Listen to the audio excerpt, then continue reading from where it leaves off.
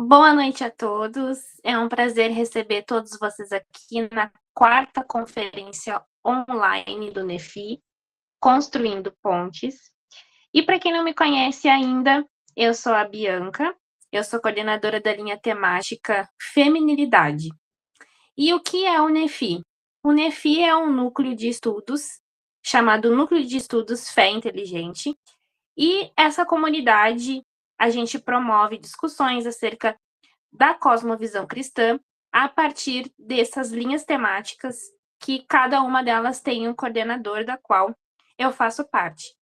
Se vocês que nos escutam agora quiserem saber mais sobre o NEFI, nos sigam nas redes sociais, no Instagram o nosso arroba é @NEFIEstudos, ou se inscrevam também no nosso canal do YouTube, chamado Núcleo de Estudos Fé Inteligente. Então, hoje, para falar conosco, nós temos o prazer de receber o nosso irmão Vinícius Couto, que é pós-doutorando em Educação, Artes e História pela Universidade Presbiteriana Mackenzie, doutor em Ciências da Religião pela UMESP, pastor da Igreja do Nazareno em Vinhedo, São Paulo, professor da Faculdade Evangélica de São Paulo, FAESP, Seminário Teológico Nazareno do Brasil.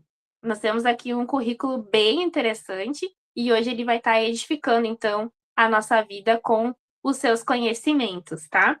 Então, nesse primeiro momento, nosso irmão Vinícius, ele vai dar sua palestra e logo em seguida nós teremos um tempo que será aberto para vocês fazerem as suas perguntas e as suas contribuições. E antes da gente começar, então, eu quero convidar vocês a orarem comigo.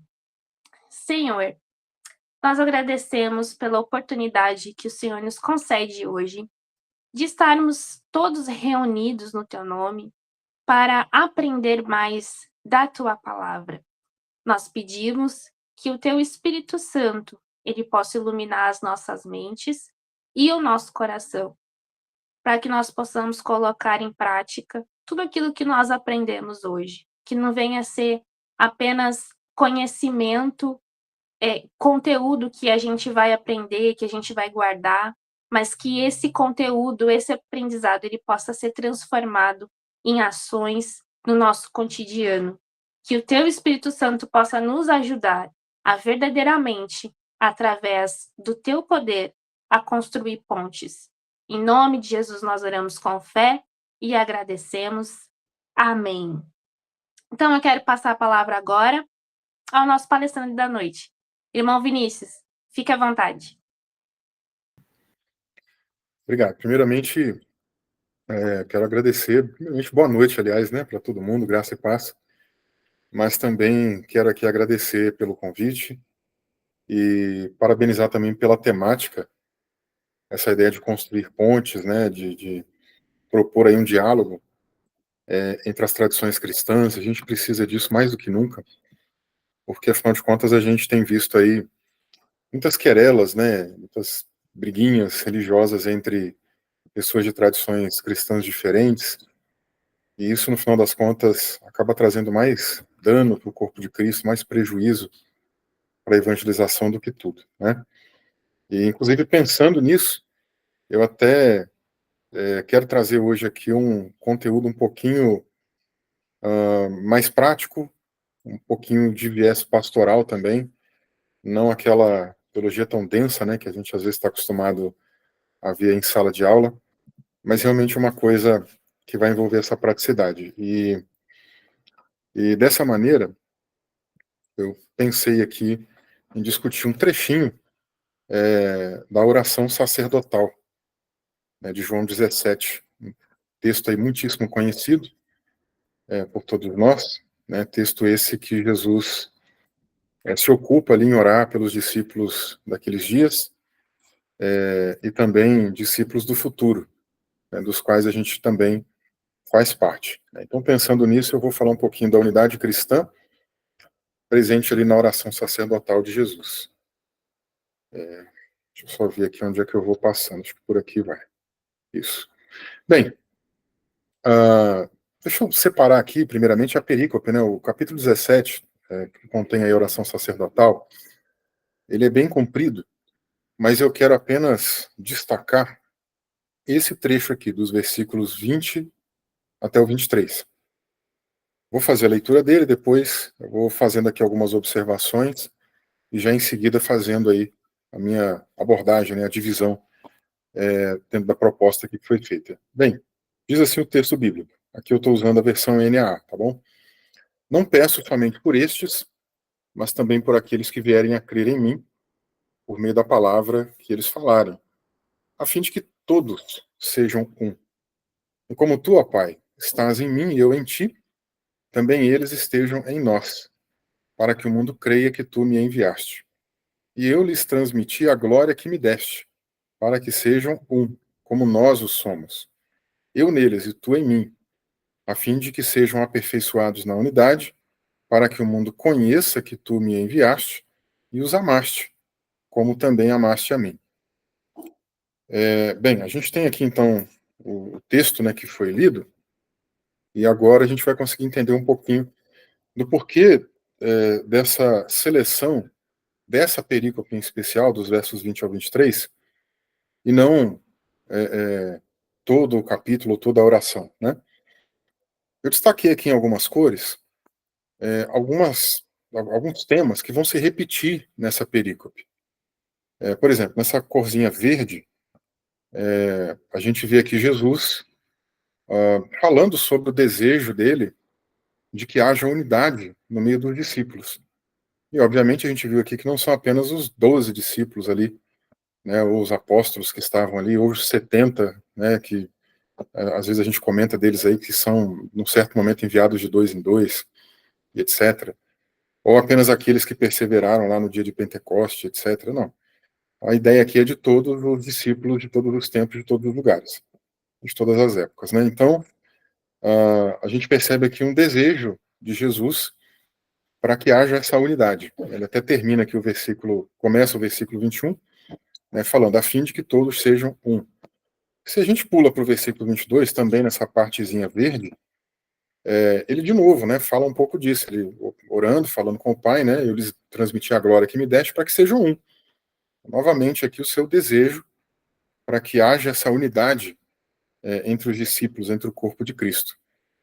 E na parte azul, a gente já tem agora um outro tema que está correlacionado com o primeiro. Se o primeiro tem a ver com o desejo de Jesus para que os seus discípulos sejam um, a segunda parte, a gente já vai encontrar aqui agora um pouco do modelo de como que essa unidade deve acontecer. Então, repare, por exemplo, que isso também vai se repetir na primeira parte e na segunda parte, né? Na primeira parte ele fala, como tu, ó Pai, estás em mim, e eu em ti também eles estejam em nós. Ou seja, o modelo de unidade, né, o modo como os discípulos devem estar unidos, deve refletir a unidade que acontece na Trindade, né, entre o Pai e o Filho, embora ele não cite aqui o Espírito, né, diretamente, explicitamente, mas a gente sabe que há ali uma relação muito importante da Trindade, né? Então, eu diria aqui que nós temos um modelo de unidade baseado na Trindade, né? E depois, se a gente olhar de novo ali na segunda sessão, né, que eu destaquei em azul, ele repete novamente essa mesma ideia, né? E na mesma sequência, se vocês observarem, né?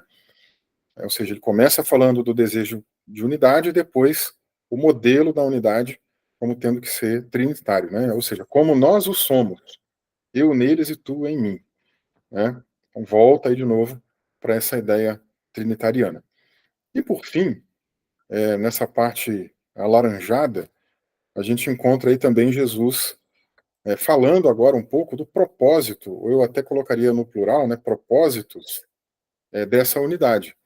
Então, veja, no primeiro momento, ele esboça ali o desejo dessa unidade. No segundo momento, ele fala sobre o padrão, o modelo dessa unidade, né, ou seja, em quem a gente deve se espelhar para ter essa unidade. Em terceiro lugar, ele mostra o benefício dessa unidade. Essa unidade tem propósitos. Essa unidade, se for cumprida à risca, ela pode também beneficiar mais do que o corpo de Cristo, ela pode beneficiar os perdidos, né? Ou seja, para que o mundo creia que tu me enviaste, por exemplo. Então, envolve aqui uma ideia de crença, de pessoas que ainda não estão em Cristo, mas que podem vir a estar por conta, inclusive, desse testemunho de unidade. Veja, na segunda parte, destacada também em laranja, né, de novo, ele fala aí para que o mundo conheça que tu me enviaste, né? E dentro da mesma sentença, né, está concordando aqui também a ideia de conhecer com a ideia do amor, né? Então, para que o mundo conheça que tu os amaste, né? Então, enfim, a gente vai percebendo aqui esse percurso, né, de Jesus com relação à ideia da unidade. Nós temos, então, três temas em paralelo, né? Se vocês observarem, né, até as cores aqui para nos ajudar, elas estão na mesma sequência, né? Verde, azul, laranja. Depois, verde, azul, laranja. É uma sequência, um tipo de paralelismo. Esse tipo de paralelismo a gente chama de quiasmo. E aqui eu já mostro a maneira como ele fica mais fácil, né, de ser identificado. E já com essa temática, né, que eu propus aqui para os três pontos, né, que eu já destaquei ali pelas cores, tá? Veja, a primeira parte, por exemplo, acho que deu para ficar ali claro, né, a ideia do apelo à unidade, né, do desejo de Jesus com relação à unidade. Então a gente tem ali uma primeira afirmação disso. Logo depois ele repete isso lá na frente, né? Mas o percurso que ele vai seguindo, como eu mencionei, né? O verde, o azul, depois o laranja, né? Então a gente vê ali o que? A primeira questão, o apelo à unidade. A segunda questão, que seria ali a premissa B1 agora, né? O modelo de unidade é trinitário. E, em terceiro lugar, a nossa unidade apresenta Jesus ao mundo, né? Se a gente voltar novamente lá, agora já pensando nesses tópicos, eu acho que fica um pouco mais claro da gente perceber isso daqui, né? Voltemos ao texto aqui para poder captar essas ideias, né? Vamos começar pela primeira ideia, né? É um desejo de Jesus que haja unidade entre os discípulos, né? Então, ó, ele orando, não peço somente por estes, ou seja, apenas por esses 12 aqui, ou por outros discípulos que caminham conosco, né? Não peço apenas por eles, mas também por aqueles que vierem a crer em mim, ou seja, nós estamos contemplados aqui, e outros mais, né? Também ainda estarão, até Jesus voltar, né? Enfim, por meio da palavra que eles falarem, a fim de que todos sejam um. Então, o desejo de Jesus é que todos sejam um. Isso se repete, como a gente já mencionou no verso 22, né? Transmitir para eles a glória que você me deu, para que sejam um. Então, há um desejo de unidade. Em segundo lugar, novamente, né? Recapitulando ali o que a gente mencionou como a segunda afirmação, é o modelo, né? O modelo de unidade que é o modelo trinitário. Então, a gente vê ali, ó, como tu, ó Pai, estás em mim e eu em ti, então há uma unidade perfeita entre o Pai e o Filho, né? Então, como nós usufruímos dessa unidade, também eles estejam em nós. Então, esse é o modelo, esse é o padrão, né? Isso se repete ali depois também, né? Como nós somos, como nós o somos, eu neles e tu em mim. Eu até, na verdade, estenderia aqui o azul até a fim de que sejam aperfeiçoados na unidade, né? Acabei não colocando, mas estendo aqui agora, porque aquilo que nós mencionamos agora há pouco, dessa unidade perfeita que a gente encontra na Trindade. Então, para que a gente seja aperfeiçoado nessa unidade, essa unidade trinitária, né? Esse é o modelo perfeito, é o padrão perfeito da unidade, a gente precisa imitar a Trindade para aprender com isso. E uma vez que a gente entende esse modelo, então, por que a gente precisa seguir essa unidade? É benéfico? É importante? É benéfico para o corpo de Cristo e é benéfico para o alcance dos perdidos. Por isso ele termina aí com a terceira sessão, né, marcada em laranja, né, para que o mundo creia que tu me enviaste, para que o mundo conheça que tu me enviaste, os amaste, etc. Né? Então a gente consegue perceber aqui de maneira mais clara esse padrãozinho. E aqui, só voltando para explicar um pouquinho o que é essa ideia de quiasmo, né, isso é um tipo de estrutura muito comum na literatura do povo hebreu. A gente vai encontrar principalmente esses quiasmos, né, em literaturas poéticas, em literaturas proféticas, às vezes em canções, né, que se enquadra também na literatura poética de alguma maneira, né? Então, é comum encontrar. Só que a gente geralmente tem dois tipos de quiasmo, né? E o que é um quiasmo também, para quem está ouvindo talvez isso pela primeira vez?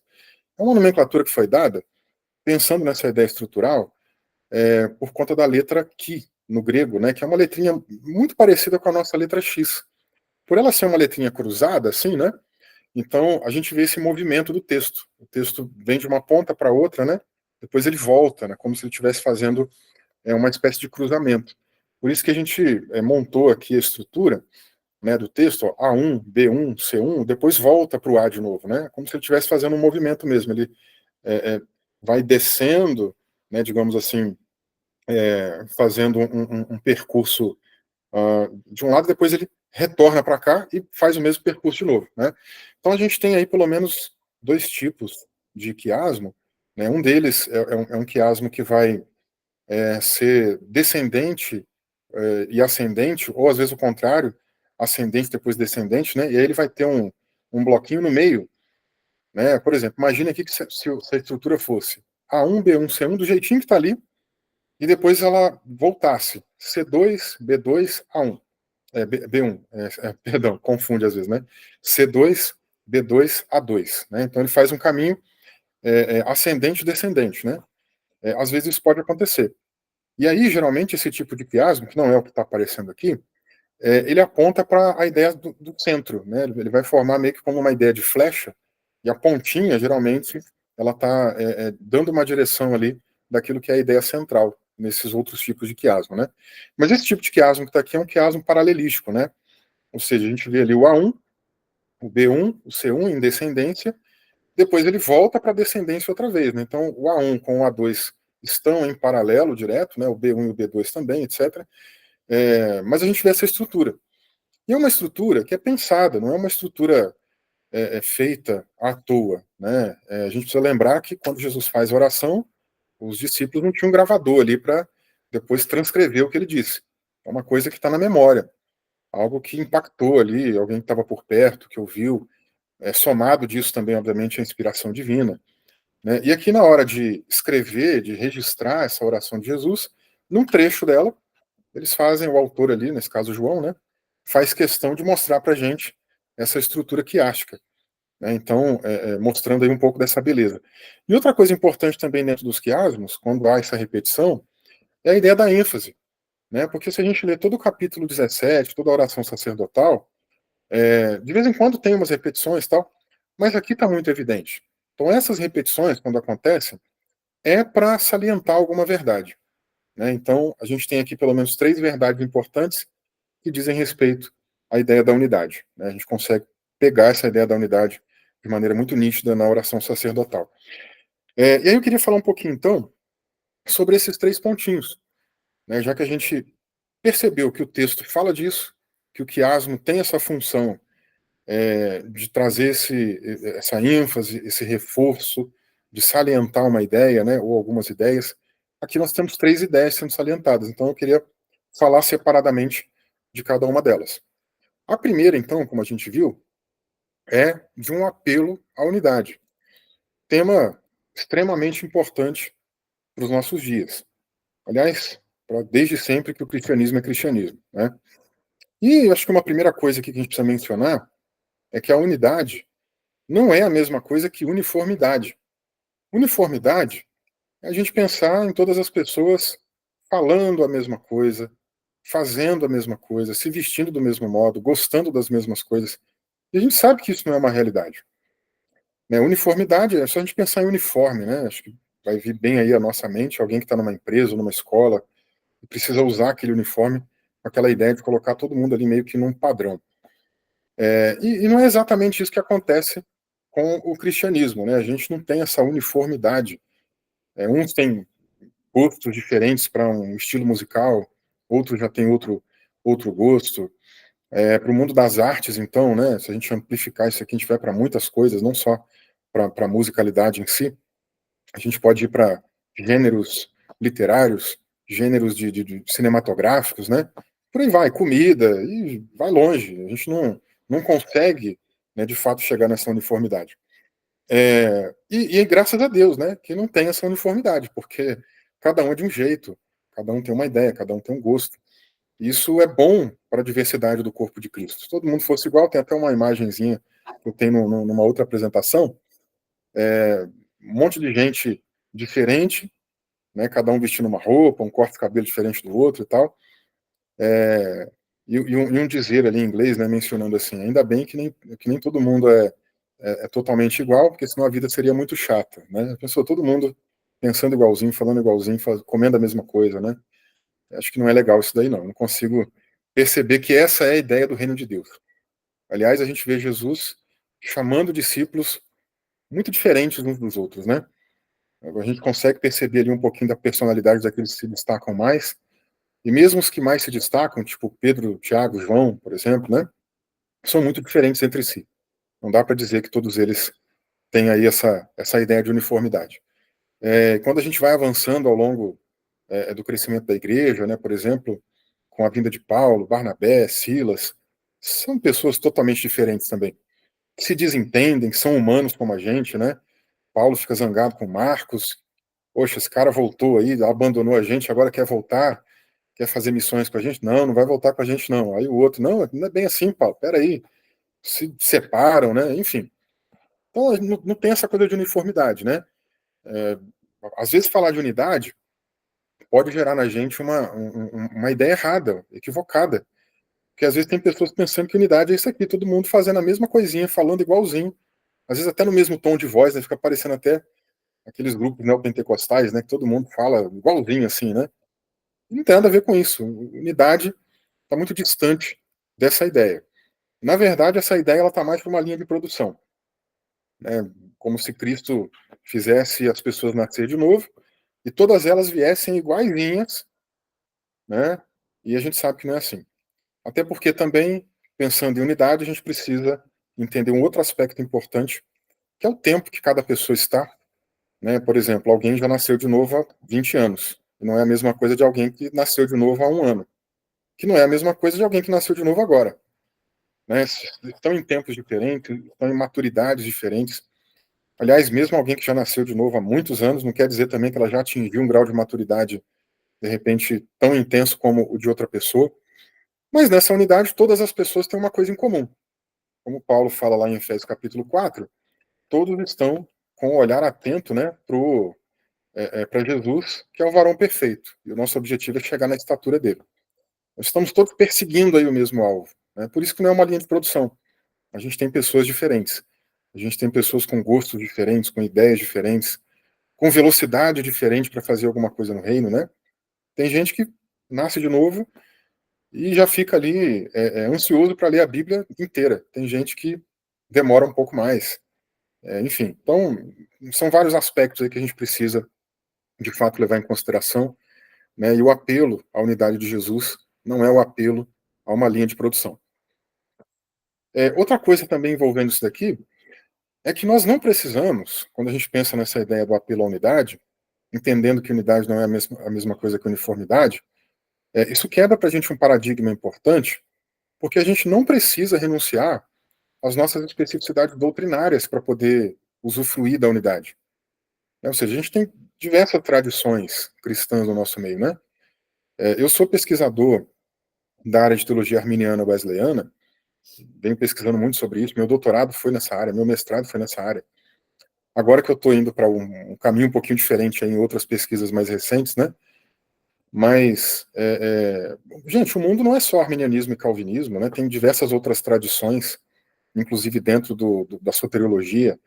A gente pode pensar nos molinistas, a gente pode pensar nos luteranos, a gente pode pensar, inclusive, em especificidades desses grupos, né? Porque, por exemplo, dentro do luteranismo, a gente tem uma visão mais ali próxima do Lutero, tem uma visão mais melanctoniana. Dentro do arminianismo, a gente também tem uns 3, 4 modelos. No calvinismo também tem vários modelos.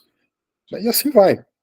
Então, essa coisa de querer separar o mundo como se houvesse aí apenas duas coisas, né? Criar essa dicotomia, isso não é saudável para o reino. Né? E pensar em unidade não é renunciar a isso. Né? Eu me lembro uma vez que eu estava fazendo uma entrevista para lecionar num seminário confessional até, e aí o coordenador do curso, né, veio perguntando para mim um monte de coisas sobre a questão de pecado original, depravação total, né? Eu falei, não, acredito nisso e tal. Eu falei, você se identifica como arminiano ou calvinista? Eu falei, eu me identifico como arminiano. Ah, mas e a depravação total, e isso e aquilo? Eu expliquei, não, eu também acredito nisso, acredito assim, acredito assim. No final da nossa conversa, depois de quase uma hora de quase que uma sabatina. Acho que eu nem no meu período de ordenação ministerial, né, que a Igreja do Nazareno ela tem um período de ordenação aí, é longo, né, um processo aí de, no mínimo, 3 anos, 4 anos, tá? Eu acho que nem no meu processo de ordenação eu fui tão sabatinado como naquele dia, né? Mas ele, no final das contas, eu morri de rir, porque ele me perguntou, ele me disse assim: olha, depois de ouvir tudo que você falou, eu vejo que dá para te chamar de irmão. E eu fiquei pensando, putz, isso é muito pesado, né? Porque a gente não precisa ter essa mesma especificidade doutrinária. Aliás, gente, isso aqui, de discutir essa mecânica mais aí da soteriologia, são poucas pessoas que entendem, né? E mesmo quem está ali estudando não entende tudo, né? Tem nuances ali muito complexas, né?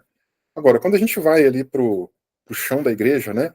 Quando eu falo chão aqui sem nenhum menosprezo, pensando nas pessoas mais simples, né? Pessoas que às vezes não têm nem estudo direito, elas não estão a par de nada disso, mas elas creem em Jesus, são salvas em Jesus, usufruem da graça de Deus, né? E ainda bem, graças a Deus, que a gente não precisa conhecer tudo isso para poder ser salvo, porque não tem mérito nisso, né? A salvação é pela graça e pronto, e acabou, né? Se eu tiver que saber o que é arminianismo ou calvinismo, um monte de gente está de fora. Ou outra confissão teológica, tá? Então, assim, a gente precisa entender isso. A unidade não é um apelo para renunciar à especificidade doutrinária. Eu posso muito bem ser um arminiano convicto, né? E entender o meu papel de unidade cristã com alguém de uma tradição reformada, de uma tradição luterana, e assim sucessivamente. Tradição pentecostal, né? Aliás, um dos lugares que eu mais me surpreendo com a simplicidade, com o amor, com o zelo, de fato nos círculos pentecostais, né? Então, assim, não dá para a gente simplesmente ter esse tipo de mentalidade. Para você ser meu irmão, você tem que acreditar 100% igual eu acredito. Vou trazer a minha cartilha, e aí, ó, leia aqui a minha cartilha. Você concorda com tudo aqui? Se você concorda, então tudo bem, né? Não é bem assim, né, gente? Agora, lógico que a gente também não está dizendo que esse apelo à unidade é um apelo simplesmente irrefletido, irracional, né? Não é um apelo, por exemplo, a um tipo de ecumenismo que abre mão daqueles postulados basilares da fé, né? Não é para a gente dizer assim, vamos juntar todo mundo aqui porque todo mundo é filho de Deus. Não é exatamente isso também, né? Acho que uma boa discussão acontece ali no período anterior à Reforma Protestante, que é com Erasmo de Roterdã. A gente tem muitas guerras religiosas acontecendo, muitas brigas, inclusive intracatólicas, né? Ainda não tem reforma protestante acontecendo, isso vai acontecer um pouquinho depois. Mas o Erasmo mesmo era alguém que propunha a ideia de paz na igreja, né?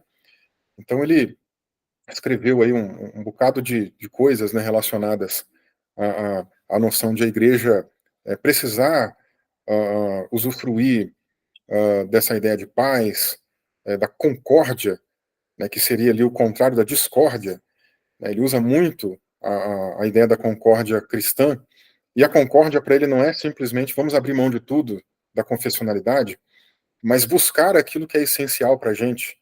É muito interessante essa busca pelo essencial em Erasmo, porque ele propõe uma ideia de uma mínima dogmata, uma dogmática mínima, né? Ou seja, era muito comum naquele tempo confissões longas, né? Catecismos enormes, que a pessoa mais simples, que nem sabia ler, não entendia, né? Então, assim, põe ali um artigo de fé simplesinho, né? Eu acredito que Jesus é Deus, eu acredito nisso aqui, eu acredito na Trindade, né? As bases bíblicas principais, né? Mas às vezes as confissões eram tão enormes, né? Com muitos parágrafos ali tentando explicar aquela verdade, e às vezes também impondo questões que eram secundárias à fé, né? Ou seja, então há uma luta para que a gente aceite aquilo que é primário na fé cristã e deixe como secundário aquilo que é a diáfora, né? Que é aquelas coisas que não são essenciais. Ou seja, acho que um bom exemplo hoje, talvez, aí, para a gente pensar numa coisa que dialoga com a nossa realidade, com o século XXI, é pensar, por exemplo, na escatologia, né? Uma verdade primária é que Jesus volta, né? Agora, quando ele volta, se é antes, durante ou depois da tribulação, gente, ninguém pode provar, né? Só quando ele voltar que a gente vai saber. Então, essa ideia de quando ele volta, não me refiro à data, né, mas às teorias tribulacionais ou quilialistas, né, são teorias, são hipóteses, né? A gente realmente só vai saber quando acontecer o evento. Então, um pré-tribulacionista com um pós-tribulacionista podem estar muito bem, e devem. Isso não deve separá-los. Porque o que os une, o que é essencial, é a segunda vinda. E isso é que é o importante. Então, a gente pode focar um pouco mais, para esse apelo à unidade, nas convergências, ao invés de ficar focando nas divergências. Às vezes a gente briga muito, né? Ah, você crê nisso, eu creio nisso. E dá briga, né? Dá briga mesmo, é um partidarismo mesmo, né? E a gente tem que tomar esse cuidado para não cair nessa armadilha. Tem muito mais coisas convergentes entre nós, né, que podem nos unir, que podem nos ajudar aí a dar as mãos e com boa força cumprir o chamado de Deus, do que às vezes ficar aí brigando por coisas secundárias na fé cristã, né? Até nessa questão mesmo do arminianismo, calvinismo, né? Gente, é mecânica. A mecânica de um, a regeneração precede a fé, para o outro sucede. Enfim, se a gente olhar, embora essas coisas aí tenham as suas diferenças, né, e eu entendo que elas têm o seu campo secundário, o que é primário, o que é essencial, é que a salvação é pela graça mediante a fé. E isso ambas as tradições concordam. Vamos focar nas convergências, vamos trabalhar em prol do reino, né? E o que me chama a atenção é uma oração que Jesus faz, né, para que a igreja seja uma, para que os discípulos sejam um, para que haja essa unidade.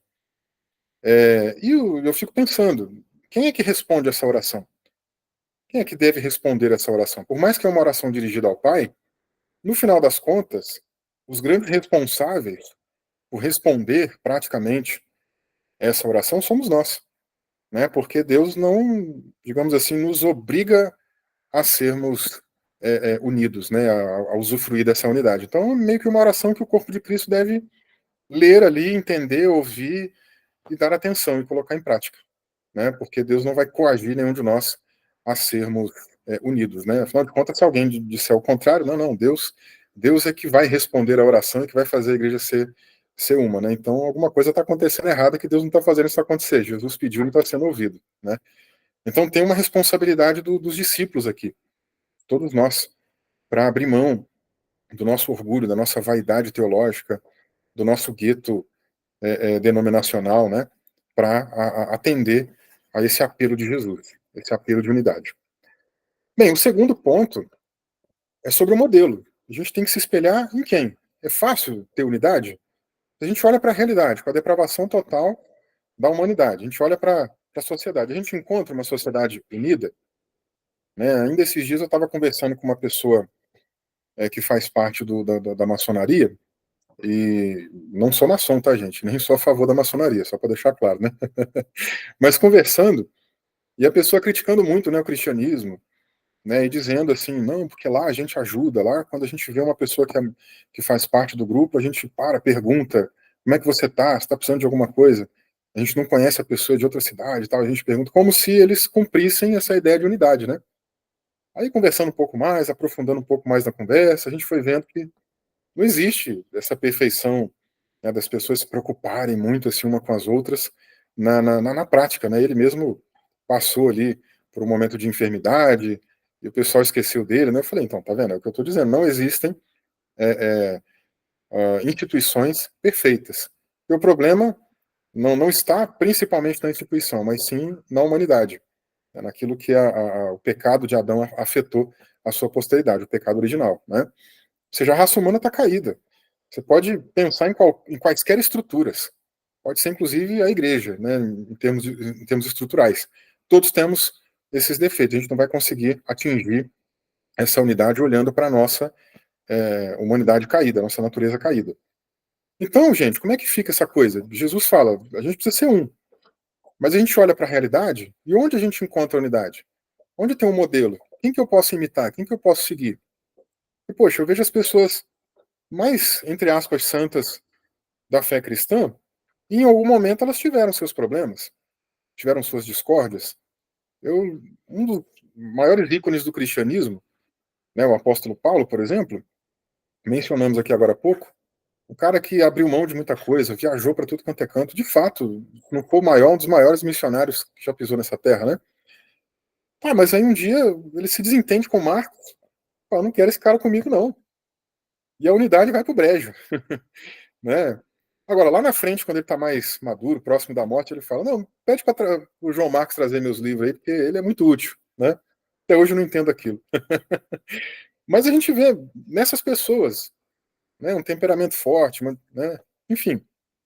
Aí a gente vem para o cristianismo, George Whitefield, John Wesley, poxa, um calvinista, um arminiano, os caras eram amigaços.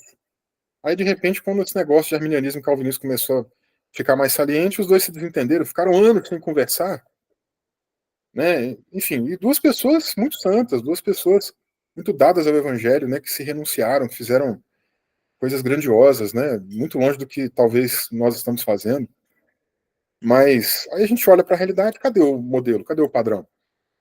E Jesus mostra para a gente, olha, o padrão não está aqui na sociedade.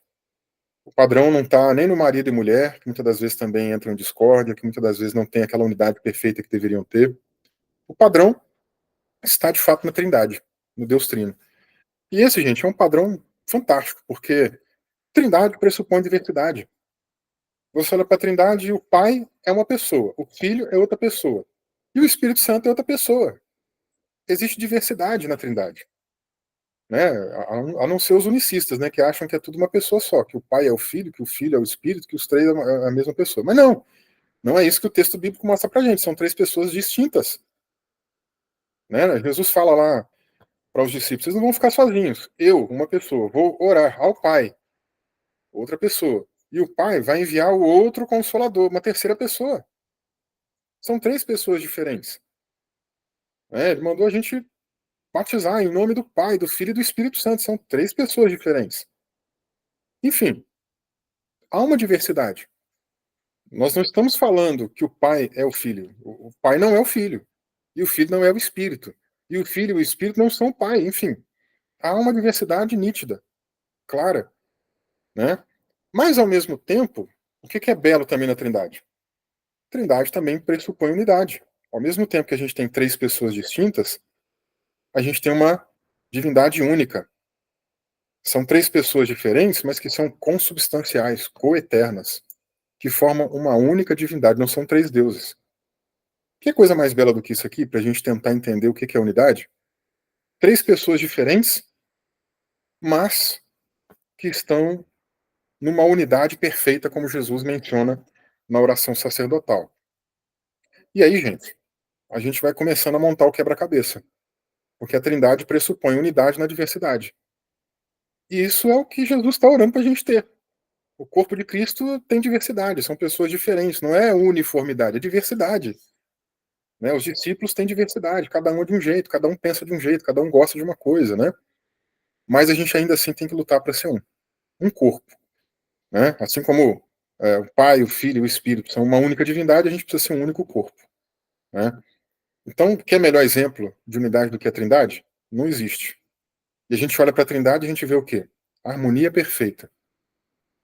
Cada um tem a sua vontade. Isso aí deu pano para manga também lá na época do cristianismo primitivo, né? O pessoal discutindo monotelismo, sintelismo, etc. Um monte de coisa, né? Se a vontade dos três é a mesma, se eles podem discordar entre si. Eu não vou nem entrar nisso daqui, porque é uma discussão complexa e, inclusive, muito filosófica, né? Mas o mais importante é entender, se são pessoas distintas, cada um tem a sua mente, mas, ao mesmo tempo, essa vontade é perfeita. E há uma harmonia perfeita. E talvez uma das maneiras mais inteligentes aí para resolver esse dilema veio do João Damasceno, mais ali da tradição oriental, né? Falando um pouquinho da ideia da pericorese. Esse termo ele foi usado por filósofos gregos antes da época de Cristo, né, antes da era cristã, e dizia respeito a uma ideia de interpenetração, né? Ou seja, bem aquela brincadeirinha de ciranda, né? Quando a gente era criança, estava todo mundo de mãos dadas, né, e pulando, né, girando ao mesmo tempo. Mas ali no início da era cristã, ali por volta do quarto, quinto século, alguém usou essa ideia grega, né, se apropriou dessa ideia da pericorese para poder falar da união hipostática, né, porque também tinha essa briga. Como que é essa coisa da união hipostática, né? Ou seja, da vontade humana e da vontade divina. Jesus tem duas vontades. E a natureza dele, como é que se comunica? Como é que é esse negócio da natureza humana com a natureza divina? E aí usaram também naquela época a ideia da pericorese para responder isso, né? Que existe uma harmonia perfeita entre a natureza divina e humana, né? E que a vontade de Cristo não entra também em nenhum atrito, né? Ou seja, ele não tem duas vontades, porque Jesus é uma coisa só, ele é uma, não são duas pessoas, né? Como o nestorianismo propunha. Mas depois isso é aplicado aqui à Trindade, por volta do século VIII, né? E aí fica interessante também a gente pensar na pericorese nessa ideia, novamente, que a gente está mencionando da ciranda, né? Ou seja, imagina o Pai, o Filho e o Espírito Santo na rodinha de ciranda, os três de mãos dadas, né? Rodando, girando. E eles precisam ter sincronia.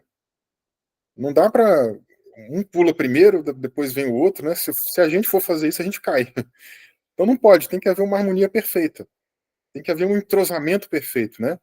E essa foi a ideia para explicar um pouquinho dessa unidade trinitária, da vontade dos três concordando, né, e chegando aí a um denominador comum. Por quê? Como eu falei, são três pessoas diferentes que pensam a mesma coisa, com o mesmo objetivo e chegam, né, no mesmo resultado, porque entre eles não há divisão nesse sentido de vontade, né? Como Jesus um certo dia falou, alguém acusou ele de expulsar demônios por Beelzebub. Ele falou, mas se Satanás expulsa Satanás, então o reino dele está dividido. Jesus entende bem disso daí. Ele sabe que entre a Trindade não tem isso. Não é um querendo uma coisa, o outro querendo outra coisa. Imagina, três pessoas, cada um querendo uma coisa diferente. Não vai chegar em lugar nenhum, né? Mas, ao mesmo tempo, tem especificidades do papel de cada pessoa, né? Isso na teologia sistemática, a gente costuma chamar, né, de ópera ad intra e ópera ad extra, né? São aquelas obras externas e obras internas. Ou seja, tem coisas que as três pessoas da Trindade fazem. É típico das três pessoas, elas fazem em qualquer momento. Mas existem algumas coisas que são específicas de cada uma delas. Por exemplo, quem é que morreu na cruz? Foi Jesus. Quem morreu na cruz não foi o Espírito Santo, quem morreu na cruz não foi o Pai. Então, essa é uma obra específica de Jesus. Quem regenera o indivíduo? É o Espírito Santo. Né? Paulo até fala do lavar regenerador do Espírito, por exemplo. Né? Então, essa é uma obra do Espírito. Quem convence? O Espírito. Quem julga? Quem é o juiz? É o Pai. Então, a gente tem algumas obras específicas de cada pessoa da Trindade. Mas veja que essas especificidades não entram em atrito. Então, a gente tem a diversidade chegando numa unidade. E, ao mesmo tempo, chegando no resultado final de harmonia perfeita. Então, qual é o melhor modelo de unidade que Jesus podia dar? Da Trindade. Assim como o Pai e o Filho são um, assim como o Pai, o Filho e o Espírito são um, a igreja precisa ser uma. Existe diversidade, mas a gente também está em busca da unidade. Para conseguir a unidade na diversidade. Não tem melhor exemplo do que esse, gente. Jesus é muito sábio. O Espírito Santo, ao inspirar João aqui, também foi excelente para nos dar esse exemplo. E aí a gente chega no último ponto, né? Nossa unidade, ela apresenta Jesus ao mundo. Por que eu tenho que, afinal de contas, buscar essa unidade? Jesus deseja a unidade. Já é um primeiro motivo. A Trindade é o melhor modelo para a questão da unidade. Mas por que a unidade é importante, afinal de contas? Só porque eu tenho que obedecer a Jesus? Não, mais do que isso. Porque quando a gente dá um testemunho de unidade, a gente apresenta Jesus ao mundo. Veja, olhando pelas falas de Jesus naquelas sessões que eu destaquei ali em laranja, Jesus fala que se a gente viver em unidade, o mundo vai crer que Jesus foi enviado. Agora, gente, vamos parar para fazer uma observação. Essas brigas que a gente vê por aí afora, um crente falando mal do outro, uma denominação brigando com a outra, né, uma pessoa achando que a sua fé é mais valiosa do que a outra, que a sua confissão é mais correta, mais robusta, mais inspirada do que a outra, se bobear, né? Quem está de fora e não entende nada, olha para a gente e fala assim, esse pessoal está tudo brigando. Se nem eles se entendem, o que eu vou fazer lá, né? Então, como é que a pessoa vai crer olhando para um ambiente tão dividido, né, tão fragmentado, como a gente vê na cristandade desde praticamente sempre, né? Como é que fica essa questão? Isso, obviamente, não é uma coisa legal, né? Então, o nosso testemunho, como Jesus aponta ali, faz esse trabalho de mostrar para o mundo que Jesus foi enviado. As pessoas veem Jesus na igreja, as pessoas veem Jesus no corpo de Cristo, nos discípulos.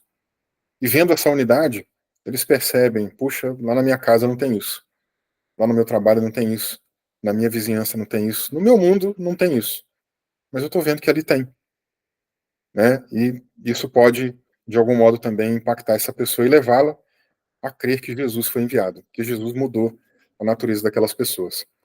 Segundo lugar, nas falas do próprio Jesus, né? Pelo testemunho da unidade, o mundo também vai conhecer,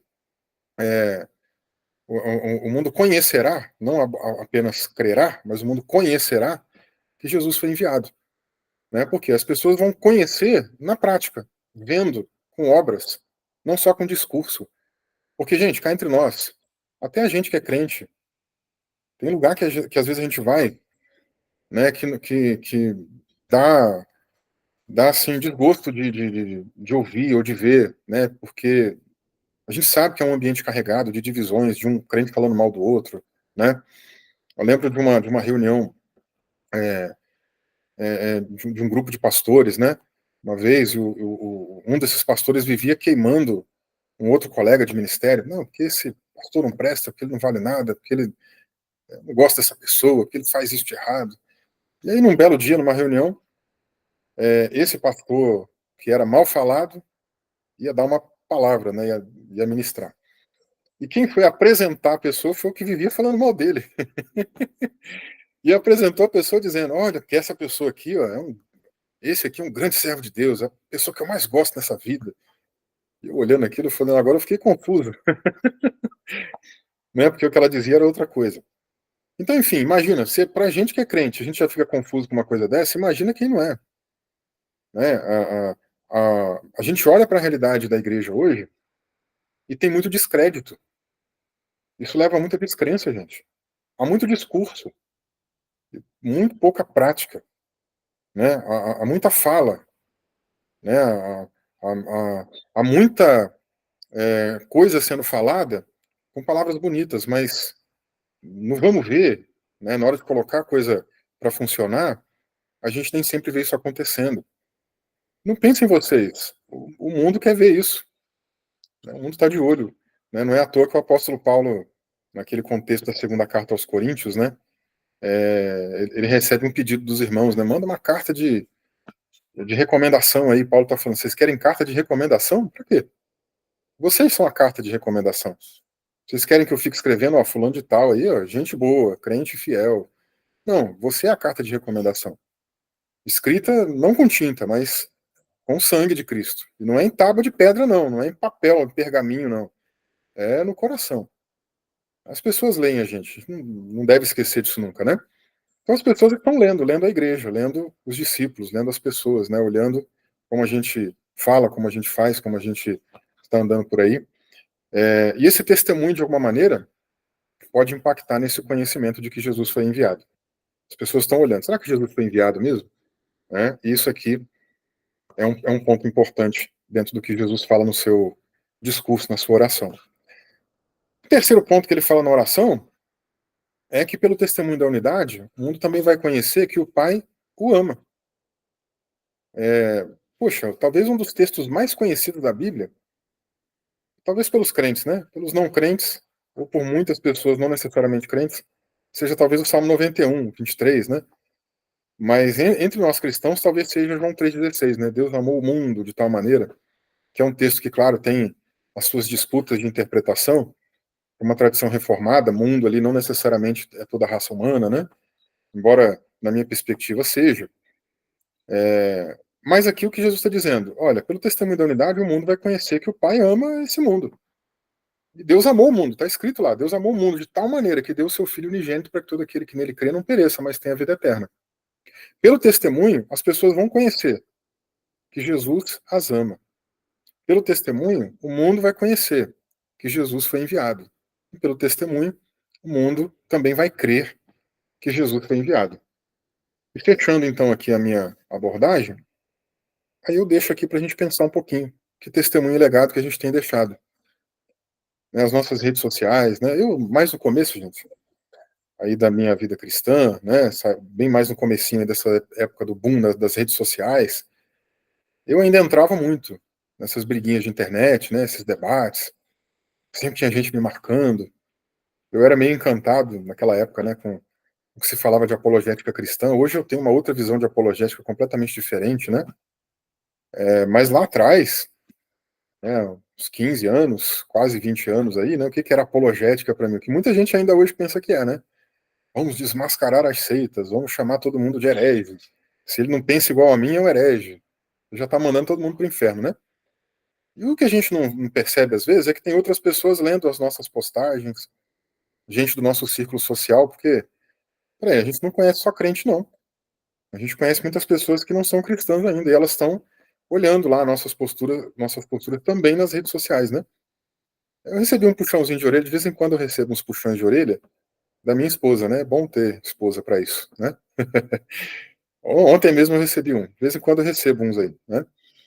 E aí a gente vai aprendendo, a gente vai vendo que, peraí, eu preciso ponderar, realmente não é muito legal isso aqui de ficar brigando nas redes sociais, dando esse mau testemunho, porque é isso aqui que Jesus falou.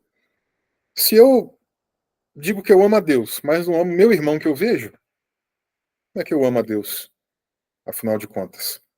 Fica a pergunta no ar, com base lá em outro texto joanino, né, na sua epístola. Que testemunho a gente tem deixado? Que legado a gente tem deixado? Fechando, Jesus, então, deseja que a igreja passe pela unidade, tenha unidade, que os discípulos tenham unidade. Segundo lugar, o modelo de unidade é o modelo trinitário. Em terceiro lugar, essa unidade, testemunho dessa unidade, faz toda a diferença para trazer também outras pessoas para Jesus Cristo, para o caminho da redenção. E agradeço aqui, então, pelo tempo, pela paciência de vocês por me ouvir, e passo a bola aí para o pessoal que está dando sequência. Obrigado, gente. Bom, Vinícius, nós que agradecemos pela tua contribuição. Achei muito interessante essa abordagem mais pastoral, trazendo ensinamentos práticos para o nosso cotidiano, reflexões importantes para a nossa convivência, principalmente com os nossos irmãos de tradições distintas. Então, eu quero te agradecer. Eu vou abrir aqui, então, esse momento para a gente fazer as nossas colocações, fazer as nossas perguntas para o nosso irmão. E eu vou abrir já esse momento fazendo a minha pergunta. Irmão Vinícius, quando o senhor citou que Jesus, quando o senhor falou sobre os papéis distintos de cada pessoa da Trindade, fazendo uma correlação com o corpo de Cristo, onde cada membro cumpre a sua função, em uma visão mais macro, as diferentes tradições evangélicas no Brasil cumprem um papel a ser importante no todo? Eu acredito que a gente pode pensar assim também. Né? Quando a gente pega, por exemplo, os papéis individuais, em primeiro lugar, isso é muito visível no Novo Testamento. Por exemplo, Paulo menciona, Paulo plantou, Apolo regou. Quem é que deu o crescimento? Né? Então, cada um fez ali um trabalhinho, mas tudo é para a glória de Deus, é Deus que está agindo, né, para que essa boa semente germine, dê frutos depois, né? A gente tem aquele exemplo muito prático também de Paulo na primeira carta aos Coríntios, no capítulo 12, né, quando ele fala da diversidade de dons. Então, cada um tem um dom ali. Ele compara muito com o corpo humano mesmo, né, mostrando ali, olha, uma pessoa pode ser a mão, outro pode ser o pé, outro pode ser o joelho, outro pode ser a canela, outro pode ser, enfim, né? Estou acrescentando aqui um pouquinho mais, né, dos exemplos que ele dá, pensando justamente essa ideia da diversidade, né? Cada parte do corpo tem uma função diferente, mas todas elas cooperam para o mesmo objetivo, né? Imagina que você vai sair de onde você está para ir na cozinha buscar um cafezinho agora, né? Então você vai se locomover, vai usar diversos músculos do seu corpo. Quando chegar lá na cozinha, vai pegar a xícara, vai trazer a xícara até a boca, vai tomar. Olha a quantidade de coisas, de parte do seu corpo que você está movimentando para uma única finalidade, né? Então, está todo o seu corpo trabalhando, cooperando conjuntamente para aquele único objetivo. E assim deveria ser o corpo de Cristo, né? A gente entender com essa dinâmica mais ampla, né, que existe essa diversidade. Como nos ministérios também, né, que Paulo fala em Efésios 4, né, tem ali aqueles vocacionados para a plantação da igreja, né, que ele chama de apóstolos, tem pregadores, que ele chama de profetas, tem pessoas mais dadas ali à evangelização, embora todos são chamados a evangelizar, mas tem algumas pessoas com uma característica diferenciada, né, realmente um dom, uma vocação para isso. Como a gente também vai ter pessoas que vão cuidar do rebanho, né, os pastores e tal, e os mestres, pessoas que vão ensinar. Muito embora pessoas possam ter mais do que um desses dons, desses ministérios, né, nas suas vidas, não precisa ser exatamente apenas um. Mas veja que todos eles também cooperam, né, para a mesma finalidade, para a glória de Deus, para a edificação do corpo de Cristo, para o alcance dos perdidos, né. Eu vejo que sempre esse tripé precisa estar presente. E quando a gente pensa nessa fragmentação do corpo, né, nessas características identitárias das denominações, a gente deveria pensar, por um lado, né, também dentro desse aspecto dessa tríplice perspectiva. Né, ou seja, é legal a gente ver essa diversidade também.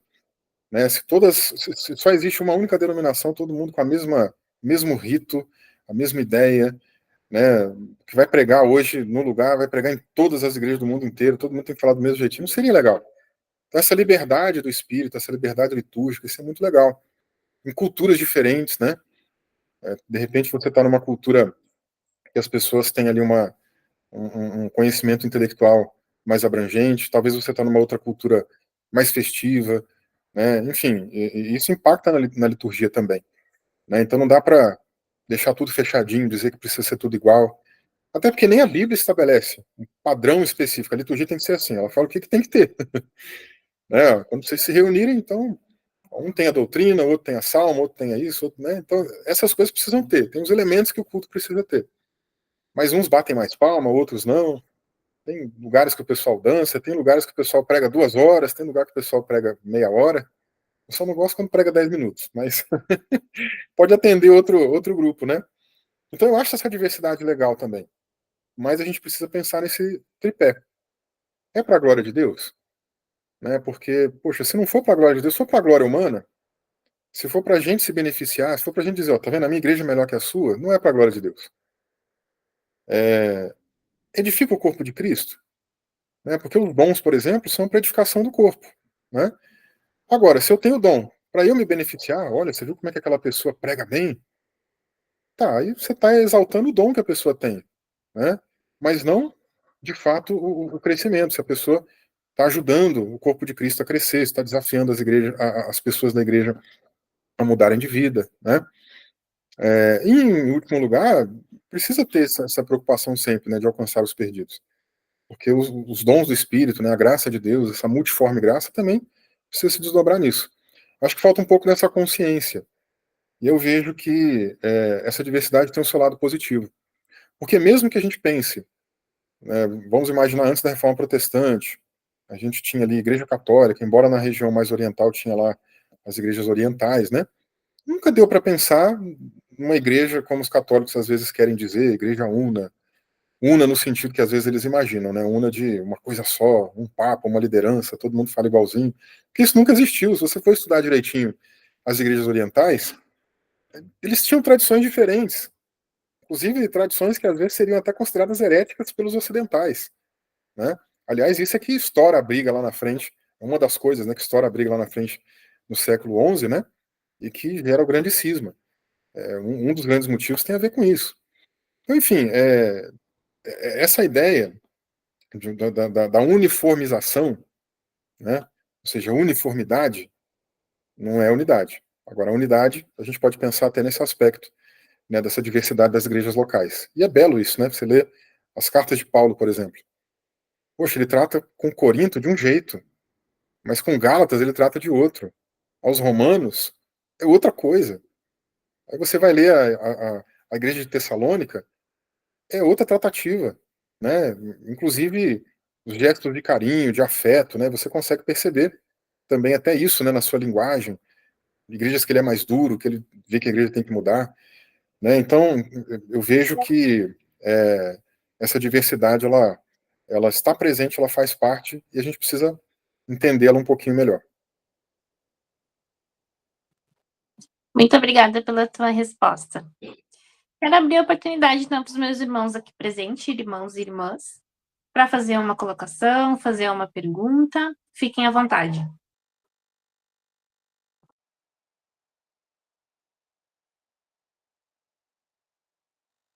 Lincoln, tá com a palavra. Obrigado, Bia. Vinícius, primeiro, parabéns pela exposição, pela palestra. Deus te abençoe muito. Muito feliz por você estar conosco aqui novamente, no NEFI. E a pergunta que eu queria fazer para você é a seguinte, e eu fiz uma pergunta parecida para o Arthur Jordan, que palestrou aqui no primeiro dia. E a pergunta é a seguinte, nos últimos anos, nós temos visto, né, no Brasil, uma intolerância com quem pensa diferente e uma polarização radical, bélica, em diversos setores da sociedade, né? Nesse sentido, e sabendo que a cultura é um fator de influência na sociedade, qual o maior desafio, ou quais os maiores desafios que você vê hoje no Brasil para esse resgate da compreensão de que, ainda que haja diversidade, e ela é importante, precisamos viver em unidade e construirmos pontos dialogais saudáveis? Muito bem, Lincoln, obrigado aí também pelo comentário, pela pergunta, né? Então, essa questão de intolerância, ela sempre existiu, né? É um problema marca da queda no ser humano. Essa coisa de, eu acho que o meu culto é melhor do que o seu, né? Se a gente olha, por exemplo, lá, Caim e Abel, os dois estão num contexto de liturgia, de adoração, cada um oferecendo o seu culto. Poxa, um ficou com inveja do culto do outro, porque Deus gostou mais do culto do outro, e matou o outro. Hoje, se não mata fisicamente igual Caim matou, mata de outras formas, né? Mata marginalizando, mata colocando no banco, mata colocando de lado, mata expulsando, tem, né? Então, assim, esse é um problema da queda, que a gente tem que ter muita ciência, a gente tem que, acho que se a gente se conhece bem, e conhece bem o que é essa queda e os efeitos dela na gente, o valor que a gente dá à graça é muito maior, né? E, sabe, olhando para esse problema de intolerância, fazendo o recorte mais do cristianismo para frente, isso sempre aconteceu, né? A gente vai percebendo os partidos sendo formados, né? Um grupo brigando com o outro, entendendo que o outro é herético, né? E aí eles usavam palavras pesadas também, né? Por exemplo, anátema, né? Ó, se alguém não acredita nisso, seja anátema, seja anatematizado, ou seja, seja maldito, seja amaldiçoado, né? Poxa, são palavras duras se a gente for parar para pensar. Os primeiros concílios, por exemplo, da cristandade usaram muito dessa linguagem. Quando a gente vai lá para a época da Reforma Protestante, a gente fala muito da Inquisição Católica, mas olha, os protestantes também fizeram coisas em nome de confessionalidade que eu vou te falar, dá medo, né? Quando a gente lê, por exemplo, sobre os anabatistas, era predominante, né? Era a crença oficial entre os protestantes ainda, o pedobatismo, né? Os luteranos, os anglicanos, os reformados, todos batizavam e batizam crianças, né? Aí, de repente, aparece esse pessoal dizendo, não, esse negócio de batizar criança está errado, tem que ser uma posição credo-batista, tem que batizar quando ela tiver consciência para crer e expor a sua crença. Vamos rebatizar aí a galera. Tá? Aí, tanto católicos como protestantes assinalaram lá a lei do terceiro batismo, que era pena de morte por afogamento. Era cruel. Você imaginar alguém tendo as mãos e os pés amarrados assim para trás, né? E aí a pessoa depois era levada lá numa lagoa e era solta lá com as mãos e os pés amarrados. E morria afogado, né? Por isso que era a lei do terceiro batismo. O primeiro da infância, o segundo do rebatismo, né? E o terceiro da morte por afogamento. Então, protestantes também condenaram, né? Pessoas assim à morte. Quando não era numa lagoa, num rio, eles colocavam as pessoas com as mãos e os pés amarrados dentro de um barril, aqueles barris de cerveja, de vinho, né? Enchia de água e jogava a pessoa lá dentro. Então a gente viu muitas atrocidades, né, em nome da fé. O Miguel de Servetos, por exemplo, que, claro, cria numa heresia, né? Não vamos passar pano aqui para ele. O cara cria numa heresia. Ele acreditava no unitarismo. E a Igreja Católica tinha colocado a cabeça dele a prêmio, tinha anunciado. Ele passa pela região de Genebra, a galera fica sabendo, Calvino entrega ele, consente com a execução dele, né? O cara foi queimado, né? E Calvino depois até escreve um livro defendendo a pena de morte para os hereges, né? Ou seja, a ideia de crime de heresia. A gente tem ali uma religião oficial, né, no Estado, e com isso, quem crê diferente daquilo, ou quem professa diferente daquilo, tem algumas chances em alguns momentos para colocar a sua posição, para se retratar. Não é assim simplesmente, já no primeiro momento, a pessoa é executada, tá? Mas aconteceram muitas mortes, né? E o Serveto foi um. E o Calvino escreve esse livro a favor da pena de morte aos hereges, por exemplo. E o Sebastião Castellón escreve um livro rebatendo essa ideia, né? Muito legal que ele fala, que eu acho que é legal até para hoje em dia. Parece que ele está falando do século XXI, só que não da gente mandar as pessoas para a fogueira desse jeito, como eu falei, a gente faz de outras formas, né? Mas ele diz assim, olha, matar um homem não é matar uma ideia, é matar um homem. Sabe, o que ele estava dizendo? Olha, você está matando uma pessoa, um semelhante seu, alguém que tem a imagem e semelhança de Deus, ainda que deturpada, não é a imagem perfeita que Adão tinha inicialmente antes da queda, mas é a imagem de Deus, está matando um semelhante, uma criatura de Deus. Né? Além de trazer o aspecto da dignificação, da humanização, né? Ele faz uma crítica muito contundente a essa crença equivocada que tinha naquela época. E outra coisa, você não está matando a ideia. Pensa que você expulsar alguém de uma igreja, que você tirar alguém ou matar a pessoa, como às vezes acontecia naquela época. A ideia morreu? Nada, daqui a pouco aparecem outros discípulos, né? A ideia vai seguindo adiante. Então, são coisas para se pensar.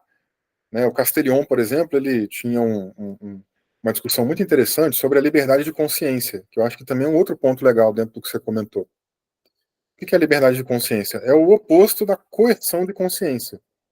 Coerção de consciência a nossa crença é essa, você é obrigado a acreditar, não obriga, não acredita, então vai embora daqui, vai ser exilado, vai ficar em outro lugar, ou então você pode ser preso, pode sofrer outras sanções. E ele é a favor da liberdade de consciência, cada um tem que ter a liberdade para acreditar no que quiser, ou no que não quiser também, se quiser acreditar em nada, né? Por quê? Porque ele entende assim, se nem Deus, digamos assim, uma construção teológica do argumento dele, se nem Deus nos obriga a acreditar nele, porque ele não era adepto da graça irresistível, né, da tradição reformada, tá? Ele é antes de Armínio, mas ele já acreditava meio que como que Armínio depois vai defender.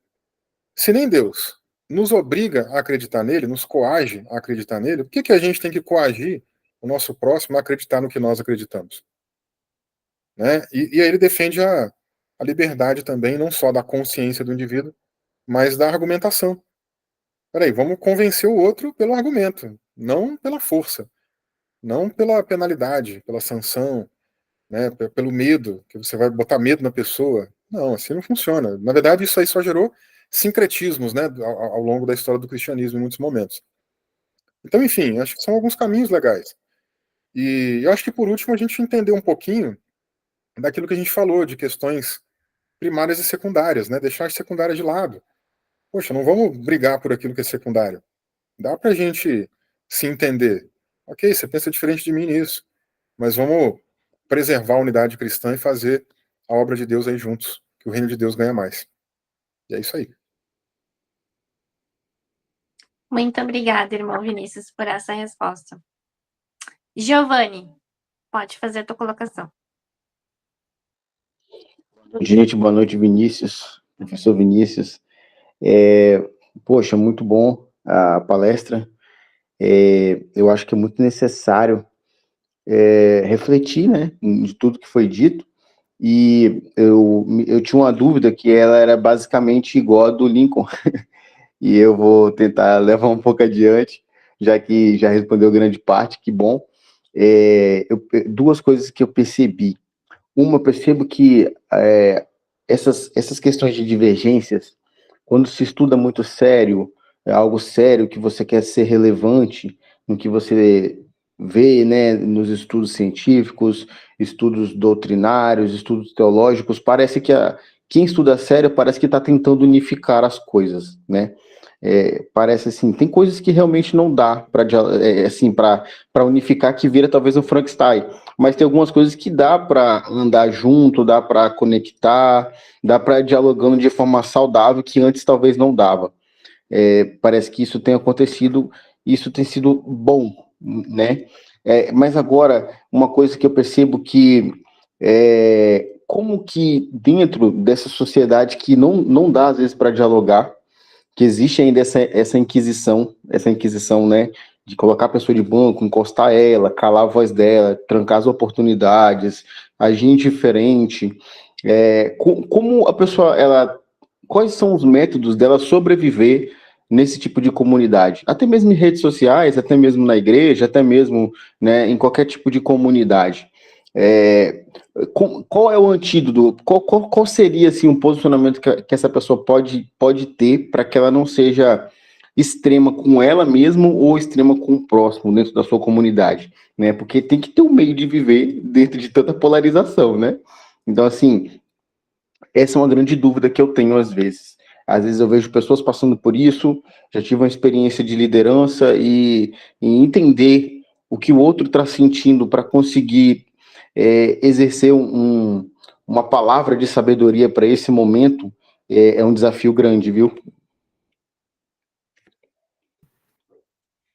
Então, muito do que eu mencionei na resposta anterior, de fato, já responde um pouquinho da sua pergunta, e eu acho que dá para a gente acrescentar, né, um pouco mais a ideia do que é o amor, né, por exemplo, né, que transcende a ideia do sentimento, do favoritismo, mas envolve a renúncia, né? Acho que a leitura lá de 1 Coríntios 13 ajuda muito a gente, né, a entender o que é o amor e o que não é o amor, né? A ideia veja, que Jesus fala ali de uma unidade perfeita, né? E a ideia de perfeição, ela não é uma coisa, né, digamos ali, infalível, inerrante. A ideia que Jesus utiliza ali tem a ver com a noção de completude. E isso vem muito a calhar, por exemplo, com o amor perfeito, já que eu falei de amor, né, do amor perfeito que o apóstolo João também fala na carta dele, na primeira epístola, né? Porque o que é essa ideia de perfeito? É o completo. O que é o amor completo? É aquele amor que está dirigido para o alto, verticalmente, para Deus, mas ele também está em harmonia e bem dirigido horizontalmente ao próximo. Porque, como João fala, né, como é que eu vou amar a Deus que eu não vejo se eu não amo o próximo que eu vejo, né? Se eu não amo meu irmão que eu estou vendo. O que é o amor completo, o amor perfeito? É o amor que vai bem, que vai completamente nessas duas direções. Se eu digo, eu amo a Deus, mas não amo meu irmão, meu amor está incompleto. Ou se eu amo muito meu irmão, amo muito o próximo, faço obra de caridade, ajudo as pessoas, dou tudo que eu posso, mas não amo a Deus. O amor está incompleto do mesmo jeito.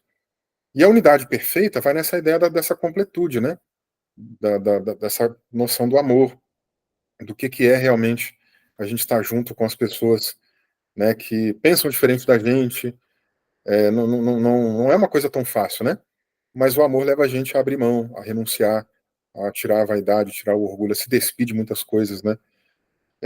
E no último ponto, eu acho que também a gente pode acrescentar aqui a ideia do equilíbrio, da modéstia, né? Porque eu acho que os extremos não são bons, né? A gente vai para aquele extremo, não, essa daqui é a verdade, essa é a teologia certa. A gente certamente já está excluindo um monte de gente, né? Quando a gente é muito fechado nesse ponto, né? E não aprende a ouvir um pouquinho mais as pessoas, né? Como outro extremo também de dizer, não, nenhuma doutrina é importante, joga tudo fora. É outro extremo também ruim. Então, qual é o meio termo aqui para a gente tentar chegar nisso? Será que, de novo, a gente não pode voltar naquela ideia do que é essencial, sabe? Para encontrar esse meio termo, essa modéstia com os irmãos, né? Esse equilíbrio. Eu vejo esses extremos como coisas perigosas aí, né? E a gente, nas nossas comunidades, com os irmãos que a gente também conversa, a gente pode ser útil para influenciar positivamente, para ajudar essas pessoas a rever o posicionamento, a pensar um pouquinho melhor, a não ser tão extremista, né? E é um trabalho de conscientização, demora tempo, não é do dia para a noite, tem que ter paciência, tem que ter amor, né? O problema é que a gente às vezes quer resultados rápidos, e não é assim que funciona, né? Mas também está sempre de olho na saúde da comunidade que a gente está também, né? Porque se eu também estou num lugar que eu vejo que não tem essa saúde, não tem essa perspectiva disso acontecer, eu preciso rever também se isso vai ser bom para mim, se isso vai me ferir, vai me atrapalhar na minha comunhão com Deus, né? Enfim, então esse somatório de coisas aí eu acho que precisam ser levados em conta, a gente pensar um pouquinho no que você mencionou, tá bom? Muito obrigado. Então, eu acho que nós chegamos ao fim. Eu quero agradecer já a presença de todos aqui. Foi incrível esses 3 dias de muito aprendizado e muita edificação. Quero passar a palavra, então, agora ao Lincoln. Bia, obrigado, minha irmã, pela condução aí dos trabalhos hoje. Agradecer ao Vinícius também por ter aceito o nosso convite. Muito bom tê-lo conosco aqui, é a segunda vez. Aliás, se vocês quiserem, né, assistir a outra participação do Vinícius, tá aqui no YouTube. O Vinícius falou sobre cosmovisão armínio wesleyana. Incrível, um encontro maravilhoso, de muito aprendizado, então assista também e sigam o Vinícius no Instagram, tá bom? Lá você poderá acompanhar todo o conteúdo que ele produz, enfim, as atividades do Vinícius, enfim, vocês vão acompanhando ele lá no Instagram, tá bom? Vinícius, meu irmão, muito obrigado, viu? Deus abençoe muito e obrigado por ter aceito o nosso convite aí, viu? Eu que agradeço, que Deus continue abençoando vocês aí, os estudos de vocês, e vamos trabalhando e orando. Sempre, obrigado, meu irmão. Deus te abençoe muito. Muito obrigado a vocês que estiveram conosco aí nesses últimos 3 dias da nossa conferência Construindo Pontes, encontrando alteridade na pluralidade cristã. Nós do NEFI esperamos que essa conferência tenha edificado a sua vida, assim como nós do NEFI, e creio que todos que estiveram ao vivo conosco, com certeza nós fomos muito edificados pela vida de cada um dos palestrantes, o Arthur Jordan no primeiro dia, o Alexander Stahlhofer ontem e o Vinícius Couto hoje, tá bom? Fiquem ligados no NEFI, não se esqueçam de seguir a gente no Instagram, @NEFI Estudos, e também se inscrever no nosso canal do YouTube, Núcleo de Estudos Fé Inteligente. Vocês podem acompanhar no Instagram e no YouTube todas as atividades do NEFI, tá bom, pessoal? E fiquem ligados que agora em agosto nós voltamos com as reuniões das nossas linhas temáticas, tá bom, pessoal? Deus abençoe a todos, fiquem com Deus. Tchau, tchau, pessoal.